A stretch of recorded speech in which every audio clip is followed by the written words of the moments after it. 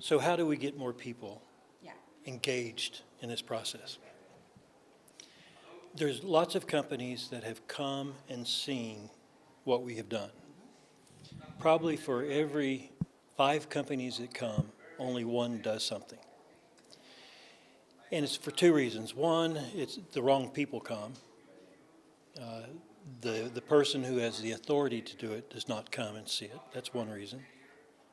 Another reason, some people think that what they have today works fine, and it's their job to keep things going. But the ones that have done this, the other executives that have done this, none of those people have children with disabilities. And I asked them why. Why did you do it? And they said a version of the same story. We were unfairly leaving a group of our fellow citizens behind. That seems to be the general story.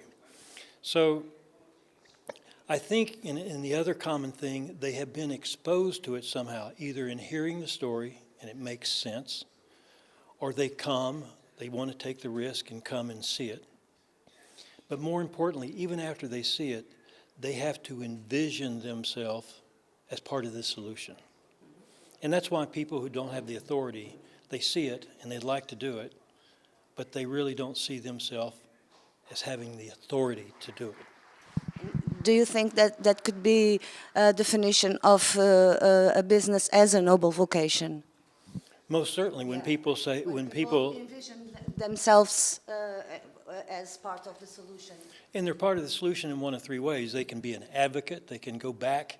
It's like Jesus, Peter, everybody knows about St. Peter, but nobody knows much about Andrew, who was Peter's brother, who saw Jesus first and told Peter about it. So sometimes we're going to be Andrew. They can be advocates.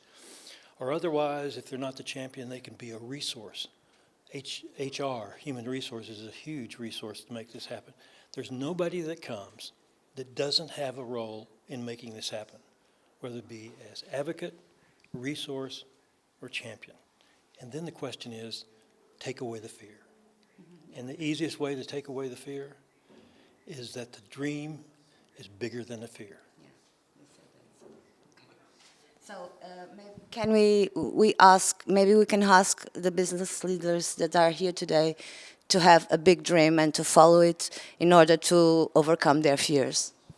Most certainly. Think about the possibility, not the danger. I'll tell you one story. Can I tell you this story? Yeah, of course.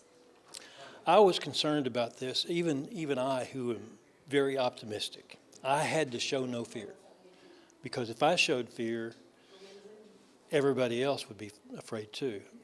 So one day I'm talking to my wife, we're having breakfast, and I'm drinking a cup of coffee, looking out over the backyard, and she's sitting at the kitchen table. And I said, I don't know if this is going to work. And my wife is we call the spiritual one in our house. She says, not going to work. All the angels in heaven are standing behind you. And I went, okay, good to go. So sometimes other people believing in it, we draw from too. I wouldn't have done, this was not because I'm exceptional or fearless or brave. It was seeing the possibility and how could I turn away from it? And knowing that everybody wanted to make this a reality. That's all it took, is permission